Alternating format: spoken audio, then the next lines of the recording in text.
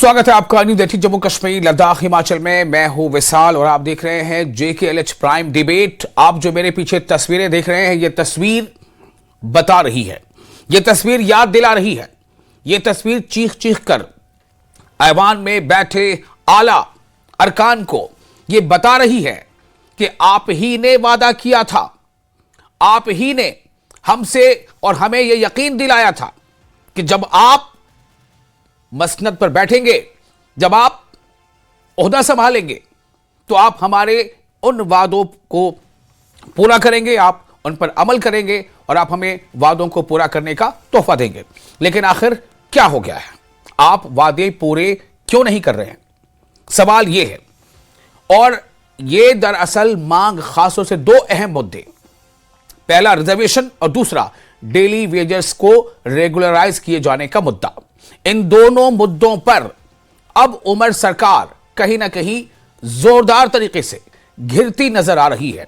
इस हद तक घिरती नजर आ रही है, इतना दबाव है कि उमर सरकार के काबीना के एक मंत्री जो डेप्यूटी CM भी हैं, वो ये कहते हैं कि दरअसल डेली वेजर्स को कोई भड़का रहा है। ठीक एक दिन पहले या 2 दिन पहले इनके खिलाफ भी ऐसी ही बात अपोजिशन के एक MLA ने की थी कि जो प्रदर्शन चल रहा है कटरा में, उसे फला साहब जो है भड़का रहे हैं।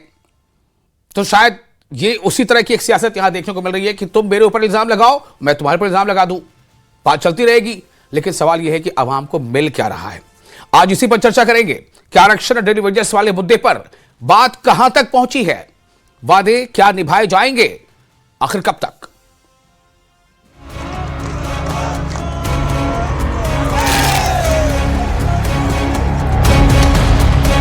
बाज़ाब्ता हम चाहते हैं कि एक ही टाइम में हमारा जो मसला है वो हल हो जाए,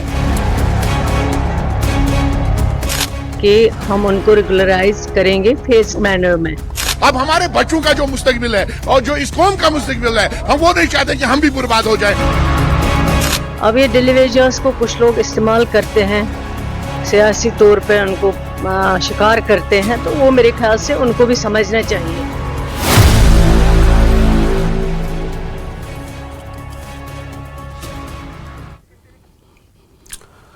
तेरे वादे पर जिए हम तो ये जान झूठ जाना, तेरे वादे पर जिए हम तो ये जान झूठ जाना, कि खुशी से मर न जाते अगर एतबार होता।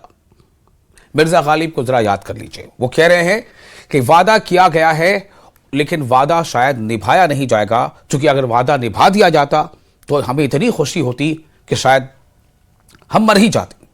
लेकिन यहां बात यह है कि वजीर आला उमर अब्दुल्ला ये कह रहे हैं कि आप हम पर एतबार रखिए, हम वादे को निभाएंगे।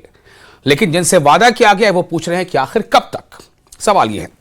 मजीद ज्यादा वक्त लिए बगैर मैं सीधे अपने मेहमानों का तारुफ आपसे करा दूं कि आज इस खास मौजू पर जो जोरदार तरीके से डेली वेजर्स ने प्रोटेस्ट किया है, यहां तक कि उन्होंने अपने प्रोटेस्ट में उन्हें लगा कि शायद मेरी आवाज या हम लोगों की आवाज सरकार तक पहुंच नहीं पा रही है, तो चलो शायद हमारे बच्चों की आवाज पहुंचे। इसलिए डेली वेजर्स ने अपने बच्चों को भी इस प्रोटेस्ट में शामिल किया। इसलिए हमने एक तस्वीर यहां लगाई है, इस पे आप देख सकते हैं बच्चा ये कह रहा है कि उमर साहब, हमें भी सपना देखने का, हमें भी ख्वाब देखने का हक है। तो हमारे साथ आज पैनलिस्ट के तौर पर मौजूद है Imran Kazi, National Conference spokesperson, Rafiq Rather, senior PDP leader, Razvi Sethi, BJP spokesperson, और सनीकांत चिब, डेली वेजर के मुद्दों को लीड करते रहे हैं। आप तमाम लोगों का बहुत बहुत इस्तकबाल है। सबसे पहला सवाल मैं आपसे ही पूछना चाहूंगा, Imran Kazi National Conference spokes person हैं, कि इन मुद्दों को लेकर के जो घिरती जा रही है सरकार, इमरान आप हमें सुन पा रहे हैं? इमरान काजी हमारे साथ मौजूद है, National Conference spokesperson. Imran Kazi अभी लगता है हमारे रीच से बाहर हो गए, लेकिन शायद वो जनता के रीच से बाहर नहीं हो सकते, जवाब देना पड़ेगा। हमारे साथ रजी सेठी साहबा भी हैं और रफीक राथर भी हैं। रजी साहबा, मैं आपके पास आना चाहता हूं, यह मुद्दा कितना अहम है और कितने दिनों से यह मुद्दा चला आ रहा है? इस मुद्दे को लेकर क्या सिर्फ सियासत ही होती रहेगी या ऐसा लगता है कि इस पर कुछ ना कुछ खातिर का हल भी निकलेगा? रजी सेठी साहबा। जी बिल्कुल, ये मुद्दा सबसे बहुत पहले मैं आपके चैनल का और तमाम पैनलिस्ट का बहुत बहुत लेकर ये काफी जी सालों से रजनी सेठी साहबा से मेरा सवाल है। जी रजनी जी बोलिए। जी जो ये मुद्दा डेली वेजेस का है, ये आज का मुद्दा नहीं है। ये जब सरकार बनने लगी थी एनसी की पिछले 2024 में, तो उन्होंने वादा किया था डेली वेजेस के साथ, उस बिहाफ पर उन्होंने वोट लिए डेली वेजेस के, उन्होंने वादा किया कि आपको बहुत जल्द रेगुलराइज किया जाएगा। उसके तहत उन्होंने एक कमेटी का भी गठन किया और कमेटी 6 महीने के अंदर अपनी रिपोर्ट सबमिट करेगी और उसके बाद इनका रोड मैप तैयार किया जाएगा। मगर मुख्यमंत्री जी असेंबली में अपने कानों को हाथ लगा रहे हैं कि मुझसे गलती होगी जो मैंने मैनिफेस्टो को कहीं ना कहीं बनवाया। मुझे मैनिफेस्टो बनाना बहुत भारी पड़ा और मुझे उन मैनिफेस्टो के पॉइंट्स को मैं इंप्लीमेंट नहीं कर पा रहा। ये मुख्यमंत्री जी ने असेंबली में एक्सेप्ट किया। और ये डेली वेजेस हमारे कह रहे हैं कि गलती तो आपसे हुई है मैनिफेस्टो बनाने में, मगर हम लोगों से कोई गलती नहीं हुई। जिस दौरान आपने वोट मांगे थे, हमने आपको वोट दिए और वोट के बदले में आपने हमें कहा था कि आपको रेगुलराइज किया जाएगा। आज नौबत ये आ गई है कि इनकी मंत्री कह रही हैं कि किस पॉलिटिकल पार्टीज के दबाव में आकर डेली वेजेस प्रोटेस्ट कर रहे हैं। उसका मतलब ये बीजेपी के ऊपर एलिगेशन लगा रहे हैं। ओपनली इन्होंने बीजेपी को कहा है कि बीजेपी के कहने पर डेली वेजेस प्रोटेस्ट कर रहे हैं। सवाल ये खड़ा होता है कि इसके लिए ये सीरियस इशू है ही नहीं। डेली वेजेस कोई बीजेपी के द्वारा क्रिएट किया गया कोई इशू नहीं है, ये सरकारों द्वारा क्रिएट किया गया इशू है, जिनको इनको रेगुलराइज करने का प्रॉमिस इन लोगों ने किया था। अपनी सरकार में 500,000 रुपए की सैलरी देकर इनको कहीं ना कहीं डेली वेजर के तौर पर लगा दिया गया था और आज तक ये ओवर एज हो गए हैं। कुछ तो बेचारे स्वर्ग सिधार गए हैं जिनका कोई पूछने वाला नहीं है। आज एनसी की सरकार हर चीज पर पीछे हो गई है। ठीक है, ओके रकीब साहब, फर्स्ट रिएक्शन आपका ले लिया मैंने।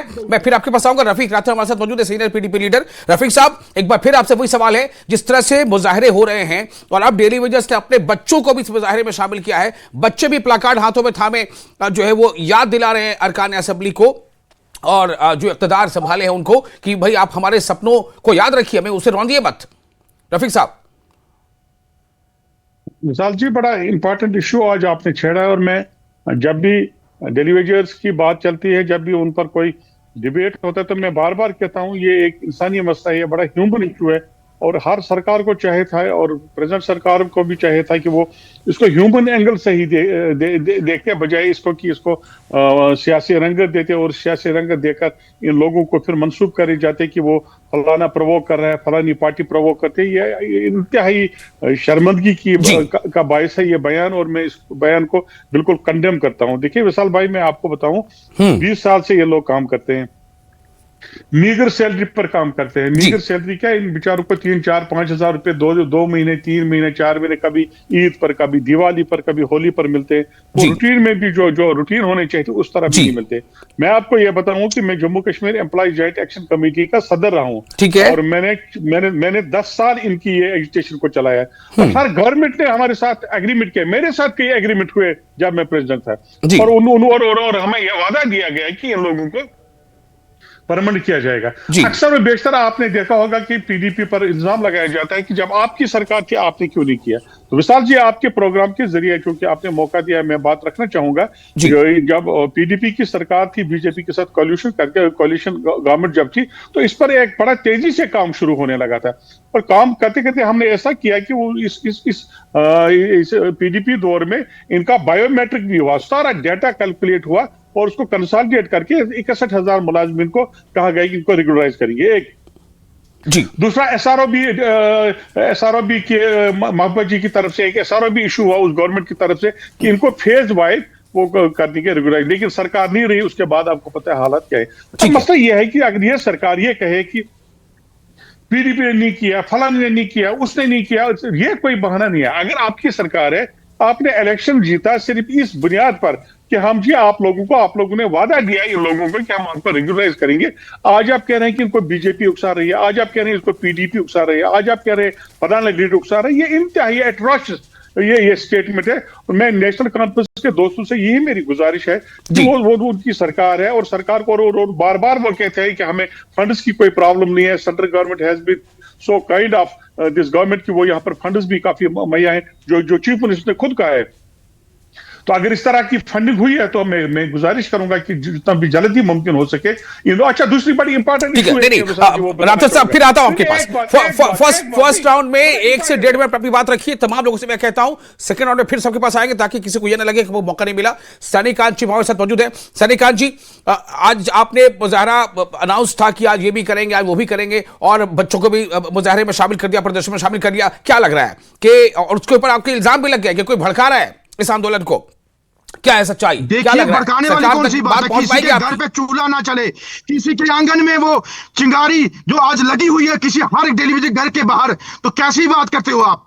अगर सरकार ने हमें वादे किए, सरकार ने हमें आश्वासन दिए, सरकार ने हमें बोला कि हमें जमहूरियत में लेके आइए, हम तमाम डेली वेजेस का मसला हल करेंगे, कैजुअल लेबर का मसला हल करेंगे। इनकी वो वीडियो बाहर निकालो जो इन्होंने मीटिंग के दौरान, बड़े बड़े सम्मेलन के दौरान बड़ी बड़ी बातें की थी, बड़े बड़े आश्वासन दिए थे। आज वो आश्वासन कहाँ है?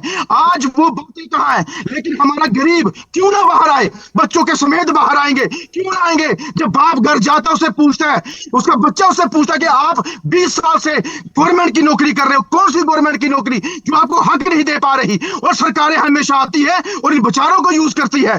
ये daily wages, casual labour, need basis Jammu Kashmir की बैकबोन है, और बैकबोन के साथ खिलवाड़ किया जाए तो वो हम बर्दाश्त नहीं करेंगे। हमारी संघर्ष समिति ने जो कहा है वो करके दिखाया है, और अगले आने वाले दिनों में टोटल पेंट एंड स्ट्राइक होगी जम्मू कश्मीर के अंदर, पूरे जम्मू कश्मीर के इलाके के अंदर। और हम सरकार को बोलना चाहते हैं, अपनी गाड़ियां लेना बंद कर दो, अपनी सैलरियां बढ़ाना बंद कर दो। आज नया एजेंडा आया है कि एमएलए के पीए के पैसे बढ़ाए जाएंगे। अपने बढ़ा लो, अपना सब कुछ ले लो, लेकिन गरीब का घर या उसका आशियाना मत बनाना। जो आज रो रहे हैं, जिन्होंने अपनी जानें गंवाई, जो आज सुसाइड कर चुके हैं, जो जिसको हार्ट अटैक से मौत हो गई है, उसके घर आज सूने पड़े हुए हैं। अगर पैसा देना है तो सबसे पहले मेरे डेली वेजर भाइयों को दो, क्योंकि सरकार ने धोखा दिया है। और सरकार को हमने सीएम साहब के कितनी बार बोला कि हमसे डेलीगेशन लेके मिलो, नहीं मिलते।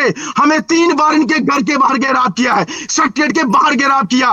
बट ये तानाशाही वाली सरकार हमें नहीं जम्मू कश्मीर के अंदर चाहिए। चाहे ये सरकार रहेगी या हमारे ऑर्डर पास होंगे, अगर ये सरकार कुछ नहीं कर सकती, कुर्सी छोड़े और घर बैठ के आराम करे।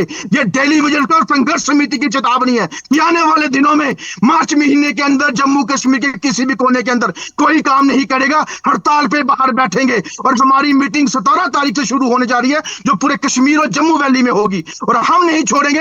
अब सरकार रहे तो अगर रखेगी तो हमारी मांगे पूरी करे, वरना सरकार छोड़ के अपने घरों में बैठ जाए। इमरान काजी मौजूद है, National Conference spokesperson. Imran, चौतरफा घिरती जा रही है सरकार। वादा आपने किया था, वादा आपके लीडरान ने किया था, क्यों वादे से पीछे हट रहे हैं?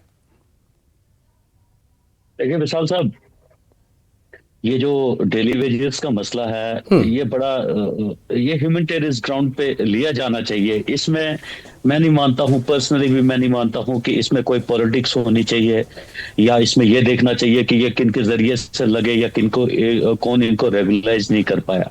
आवाज बहुत कम आ रही है आपकी काजी। मेरी आवाज आ रही है क्या आपको? हाँ आ रही है। तो ऐसा ना लगे कि आप जो है घिर गए इसलिए आवाज कमजोर हो गई आपकी। नहीं विशाल साहब, हम भागने वालों में से नहीं, प्लीज। अच्छा, मैं उस ब्लूटूथ कनेक्शन भाग गया था, मैं सुन रहा था जब आप बोल रहे थे हम भागने नहीं देंगे। नेशनल कॉन्फ्रेंस कभी भी किसी चीज से नहीं भागी है, हम कभी ग्राउंड से नहीं भागे। ये तो टीवी मीडिया है, इससे क्या भागेंगे? मसला ये है, ये तो हमने उठाया हुआ मसला है। वादे से भाग रहे हैं ना करने की बात, तो वादे से भाग रहे हैं। सुनिए, इनको रेगुलाइज करने का मसला जो फेल हो चुके हैं इसमें, जिस बीजेपी ने, जिस पीडीपी ने इनको 2014 में इसी बेस पे वोट लिया था, उन्होंने हुकूमत में भी लाया उनको। उसके बाद इनके साथ क्या सुलूक किया गया बीजेपी के द्वारा, वो जब ये इनके ऑफिस के बाहर बैठते थे कैसे इन पे लाठीचार्ज होता था। उसके बाद एलजी शासन में इनके साथ क्या हुआ। आज ये गवर्नमेंट आई है और यही गवर्नमेंट इनका मसला हल करेगी। इस चीज का विश्वास इनको होना चाहिए। इसकी हिम्मत किसी और तंजीम के पास नहीं है, ना इसका रास्ता कोई और निकाल सकता। इसका रास्ता अगर निकालेगी तो उमर अब्दुल्ला गवर्नमेंट निकालेगी। आप देखेंगे। अरे आपने 370 के बुनियाद में भी सरकार बनाई थी, टेलीविजन से कब इंसाफ की बात करेंगे? दूसरी कैबिनेट भी आज हो चुकी है, क्यों झूठ बोलते हो आप? एक मिनट मैं अब तमाम से गुजारिश करूंगा कि फर्स्ट राउंड में कोई इंटरेस्ट मत कीजिए। फर्स्ट राउंड में सबको मौका देते हो इंसिडेंट बोलने का, उसके बाद सेकंड राउंड जब होगी तो आप बिल्कुल आप इशारा कीजिए, मैं आपके पास वापस आऊंगा और जरूर आऊंगा आपके सवालों को लेने के लिए। इसी के लिए तो आपको बुलाया है। Let him complete first. Yes Kazi. मैं देख रहा हूं कि संजय जी का गुस्सा मैं समझ सकता हूं जी। इन पे क्या बीत रही है, क्या हो रहा है और ये कैसे सरवाइव कर रहे हैं डेली वेजर्स बड़े अच्छे तरीके से। लेकिन जिस लहजे से ये बात कर रहे हैं, ये लहजा मैं तब नहीं देखता था जब इनके ऊपर बीजेपी के ऑफिस के बाद लाठियां बरसाई जा रही थी, तब भी ये लहजा दिखाना था। तभी फिर तो सकीना मैडम, सकीना तू का कहना ठीक है, ये किसी के टटपुंज की तरह काम कर रही है, टेलीविजन के रिप्रेजेंटेटिव की तरह काम नहीं कर रहे हैं। आप नहीं चाहते हैं कि उनका मसला हल हो? इस तरीके से आपका बिहेवियर रहेगा तो कोई आपका मसला हल करेगा क्या? आप यहाँ पे किसी का मसला हल कराने आए हैं और गवर्नमेंट प्रॉमिस्ड है और वादा करते हैं इस चीज के लिए कि इनका जो फैसला होना है और वो होगा, इसी सरकार में होगा। और आप देखेंगे इसी साल उसका प्रोसेस, चाहे वो फेस्ड मैनर में स्टार्ट हो, चाहे उसमें एज की लिमिट ली जाएगी पहले जी, लेकिन होगा इसी सरकार में होगा। ये पिछली सरकार है, इसमें फेल हो चुकी है। मैं अपने प्रोड्यूसर से रिक्वेस्ट करूंगा जरा आवाज इनकी चेक करें। काजी इमरान की आवाज सही से नहीं आ पा रही है। काजी इमरान साहब अब थोड़ा आप होल्ड करें और तब तक मैं आपको एक बयान सुनाता हूं। हमारे पास दो बयानात हैं, यानी एक ही मतलब दो बयान सुना रहे हैं आपको, जिसमें दो वज़रा, यानी एक तो जो वज़ीर सेहत है वो कुछ कह रही है और दूसरा जो डिप्टी सीएम है वो कह रहे हैं। इससे मुद्दे पर ये बयान सुनते हैं, फिर वापस डिबेट पे आएंगे। जबकि मैं टेलीविजनों को भी कहूंगा कि आप इस बात को ज्यादा मत इसमें राजनीति मत लाइए, पॉलिटिक्स मत लाइए। आपके रोजगार का मसला है और जब रोजगार का मसला है तो रोजगार से लिया जाता है और दिया जाता है। तो इसलिए मैं जब ऑनरेबल सीएम साहब ने on the floor of house परसों कह दिया कि इनका प्रोसेस इसी साल से शुरू हो जाएगा, मेरे ख्याल बार बार टेलीविजनों को चंद अपने कुछ लीडरों का जिनके कुछ अपने शायद उनमें से किसी ने कोई इलेक्शन लड़ना हो, पता नहीं, या कोई बीजेपी की टिकट लेनी हो, तो वो पॉलिटिक्स करते हैं और राजनीति करते हैं। और मुझे लगता है कि टेलीविजन जो आम गरीब जो जेन्युइन है उसको इस राजनीति से दूर रहना चाहिए और उनको अपने हक के लिए जो चीफ मिनिस्टर साहब ने वादा किया अब उस पे कहीं ना कहीं रुकना चाहिए। अगर आपने सुना होगा जब ऑनरेबल चीफ मिनिस्टर साहब ने अपनी बजट तकरीर की है, उसमें उन्होंने डेली वेजर्स को यकीन दिलाया है कि हम उनको रेगुलराइज करेंगे फेज्ड मैनर में। उसके बाद जब वो बजट स्पीच का जवाब दे रहे थे उसमें भी उन्होंने कहा अब ये डेली वेजर्स को कुछ लोग इस्तेमाल करते हैं, सियासी तौर पे उनको शिकार करते हैं, तो वो मेरे ख्याल से उनको भी समझना चाहिए। तो सुना आप लोगों ने। मेरा अब सवाल ये होगा, जी आप कुछ कहना चाह रहे थे, बताएं। जी मैं आपको क्या नाम है आपका? हाँ सनी जी आप कुछ कहना चाह रहे थे, माफ कीजिएगा सनी जी, कुछ कहना चाह रहे थे आप। Now this debate is open now. आप जिसको कुछ कहना करें। जी मैं भाई साहब का जवाब देना चाहता हूं। अगर आपने इनको परमानेंट करना था, अगर आपने डेली वेजेस के लिए सोचा था, अगर इलेक्शन से पहले मैनिफेस्टो में लिखा था, तो उस मैनिफेस्टो में ये क्यों नहीं लिखा कि सबसे पहले हम 90 गाड़ियां नहीं खरीदेंगे, हम फॉर्च्यूनर नहीं खरीदेंगे, एमएलए की सैलरी 1,60,000 से 3 लाख बनाएंगे, हम लोग अपने सीडीएफ फंड बढ़ाएंगे, हम लोग अपने और कारनामे करेंगे। ये कोई नहीं लिखता कि हम क्या नहीं करेंगे, लिखा जाता है कि हम क्या करेंगे। आप इस पर सवाल उठाइए कि ये करने का वादा था तो क्यों नहीं किया? बात की बात थी, वो वादे कहां हैं आप लोगों के? ओके, हाँ ये याद दिलाइए कि आपने ये करने का वादा किया था तो ये क्यों नहीं किया। ये सवाल उठाइए, जायज है आपका सवाल, ये सवाल आपका जायज है।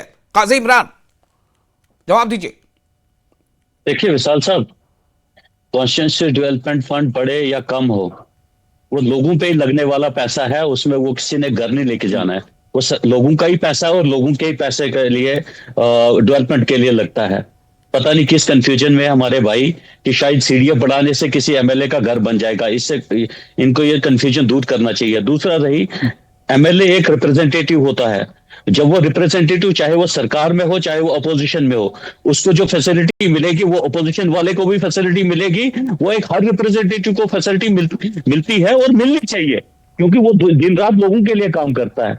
दूसरी चीज आप देखेंगे कि बजट सेशन में on the floor of the assembly Honorable Chief Minister has promised to start the process this year, और चाहे उस अब तरीका जो होगा, उन्होंने अपने फाइनेंशियल्स को देखना है, उन्होंने अपने खजाने को देखना है कि मैं किस तरीके से इस पैसे, अब जो मेरे पास अवेलेबल पैसा है उसको यूटिलाइज करें। उस पैसे को यूटिलाइज करते हुए जो प्रोसेस चलते हुए आ रहा हूं, अब यही डिसीजन पे आएंगे कि चाहे उसको फेज मैनेजमेंट करें, लेकिन प्रोसेस तो शुरू हो जाएगा ना। कम से कम अब इनको ये विश्वास तो होना चाहिए कि अगर एक बार प्रोसेस स्टार्ट हुआ, वो एक बंदे पे हुआ, वो लागू सब पे होगा बाद में। अब अभी कुछ हुआ ही नहीं है, तो हमारे भाई ये तो फिर वही बात आ गई। कोई कहेगा कि इनको पॉलिटिसाइज किया जा रहा है, कोई कहेगा अब इनको फेज मैनर में क्यों करे, पहले कहते थे करते क्यों नहीं। अब जब गवर्नमेंट प्रॉमिस्ड हो गई कि हम फेज मैनर में करेंगे इस चीज को, तो दे शुड बी थैंकफुल कि हाँ यार चलो ठीक है करो, इसको शुरू तो करो किसी तरीके से। ठीक है, छोटा सा रिएक्शन ले लेता हूं। सनी कांचिप जी, फेज मैनर में किया जाएगा, क्या इससे आश्वस्त हो रहे हैं आप? इत्मीनान हो रहा है? अभी मैंने आपको मंत्री का बयान भी सुना दिया, इसीलिए कहते हैं कि एमएलए की सीडीएम फंड लोगों के लिए है, लोगों से वोट लेके एमएलए बनता है। एमएलए अपने वोट से नहीं बनता, वो पैसा भी लोगों का है, जनता का। अगर वो गरीब है तो वो डेली वेजर भी गरीब है। एमएलए गरीब नहीं है, डेली वेजर बहुत गरीब है, जो रात का खाना तक नहीं ढंग का खा पाता, बच्चों को पढ़ा नहीं सकता, अपने कपड़े ढंग पे नहीं पहना सकता। एमएलए गरीब हो गया, और वो जो लोग डेली वेजर वो अमीर हो गए। इनको अपना 1,60,000 से 3 लाख चाहिए, और डेली वेजर को 5,000 नहीं कर सकते, 10,000 नहीं कर सकते। और रही बात सीडीएम फंड की, अरे भाई साहब सीडीएम फंड भी ठेकेदार ही खाते हैं आगे, वो गरीब के पास नहीं आता। और डेवलपमेंट की बात करते हो, हमें पता कितना ठेके में कितना। रंजीत सेठी साहबा, क्या ये मुमकिन था, रंजीत सेठी साहबा क्या ये मुमकिन था कि अपोजिशन के एमएलए ये कहते कि अभी इस मुद्दे को रहने दिया जाए? एक मिनट डाउन कीजिएगा। हाँ, रंजीत सेठी साहबा, क्या ये मुमकिन था कि अपोजिशन के विधायक ये कहते कि अभी रहने दीजिए, अभी हमें एमएलए को फंड बढ़ाने की जरूरत नहीं है, पहले आप डेली वेजर वाले वादे को पूरा कर लीजिए?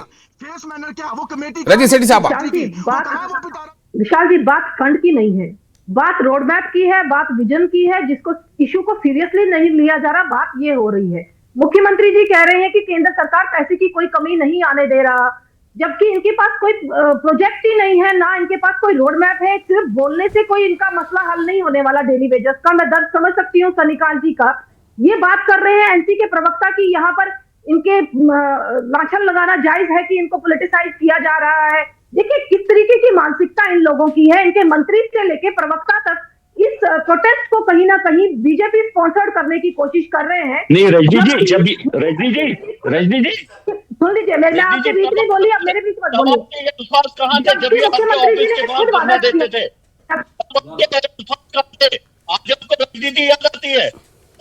जब ये आपके ऑफिस के धरना देते थे, मैनिफेस्टो के अकॉर्डिंग वो काम नहीं कर पा रहे, उनके पास मगर कहीं विजन नहीं होने के कारण किसी भी सब्जेक्ट को वो सिस्टमेटिक वे से नहीं चला पा रहे। हमारा सवाल इनसे यही है कि अगर आप सरकार नहीं चला पा रहे विशाल जी, तो आपको सरकार से क्विट कर जाना चाहिए, क्योंकि किसी भी इशू। लेकिन सवाल तो ये भी उठेगा ना कि ये तो सवाल, ये सरकार तो 12-14 महीने की सरकार हुई है, लेकिन डेली वेजेस की मांग तो बहुत पुरानी है। तब जो लोग सत्ता में थे, चाहे जिस तरह का प्रशासन था, उन्होंने क्या किया? जी बिल्कुल बिल्कुल, अभी पीडीपी के मेरे भाई ने जवाब दे दिया कि अपनी सरकार में 2.5 साल के कार्यकाल में हम लोगों ने क्या किया। उसके बाद उस डाटा को भी इन लोगों ने नहीं माना, ये अपना डाटा कुछ क्रिएट करने लगे हैं। अगर उस डाटा के अकॉर्डिंग ये चलते, मुझे लगता है अभी तक इनका मसला हल हो गया होता। ये बहाने करके डेली वेजेस के इशू को रफीक राठौर साहब, मैं आपके पास आना चाहता हूं, ये जानना चाहता हूं कि ये डेली वेजेस का मुद्दा कितना पुराना है? क्या ये मुद्दा साल सवा साल पुराना है? और अगर बहुत पुराना है तो फिर इसका ठीकरा किसी और भी फोड़ना चाहिए। ये सरकार तो जाएगी, ये सरकार तो है ही घिरी हुई। इस सरकार ने वादा किया था अपने मैनिफेस्टो में, इस वादे के साथ ही सत्ता में आई है, लेकिन मैं जानना चाहता हूं कि ये वादा कौन कौन करता रहा अब तक? विशाल जी, मैंने अपने ओपनिंग रिमार्क्स में कहा था कि ये एक ह्यूमन इश्यू है, इंसानी मसला है, इसको सियासत से ना जोड़ा जाए। लेकिन क्या करें, नेशनल कॉन्फ्रेंस वालों की मजबूरी है। अभी उनके स्पोक्सपर्सन कह रहे हैं कि इन्होंने क्यों नहीं किया। अब 14 से हमने 2.5 साल सरकार की, इनको बोले 8 से 14 तक आपकी सरकार थी, 6 साल में आप लोगों ने क्यों नहीं किया। तो एक दूसरे पर इल्जाम लगाने की बजाय हमें कोशिश करनी चाहिए कि इनका मामला हल हो। देखिए, चीफ मिनिस्टर ने वादा किया है, मुझे उस पर कोई शक नहीं, लेकिन इशू क्या है? इशू यह है कि कोई भी फंड्स एलोकेशन इस बजट में नहीं है। अगर फंड्स एलोकेट हुए होते, इस बजट में एलोकेट हुए होते, तो हम कहते हैं कि इनकी नीयत साफ है।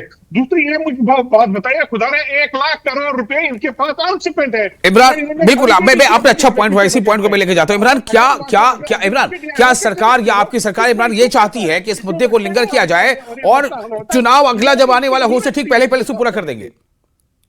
नहीं विशाल साहब, देखिए, फिर बजट एलोकेशन क्यों नहीं इसके लिए? सुनिए, मैं बताता हूँ आपको, जल्दी से जरा, टाइम कम है जी। बजट जिस हिसाब से अभी रजनी जी मानसिकता की मांग करते हैं, मानसिकता की बात करते हैं। बड़ी बार सुनता हूं मैं इनके मुंह से मानसिकता, ये मानसिकता और ये अल्फाज और ये हमदर्दी कहाँ थी रजनी जी की? आपके मंत्री से लेकर प्रवक्ता तक उनको बेवकूफ बनाने की कोशिश कर रहे हैं। इस बार बेवकूफ नहीं बनेंगे वो लोग। देखिए, जिनके घर में रोटी नहीं जा रही, जिनके बच्चे सड़कों पर रजनी साहिबा, दोनों आप बोलेंगी तो आवाज बिल्कुल नहीं आ पा रही है, प्लीज एक एक सुन लेते हैं।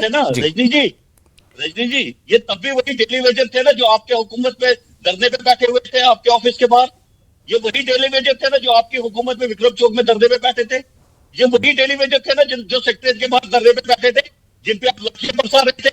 ये वही टेलीविजन है। आप जिनको आपको इतनी हमदर्दी याद आती थी, ये हमदर्दी तब क्यों नहीं दिखाई आपने?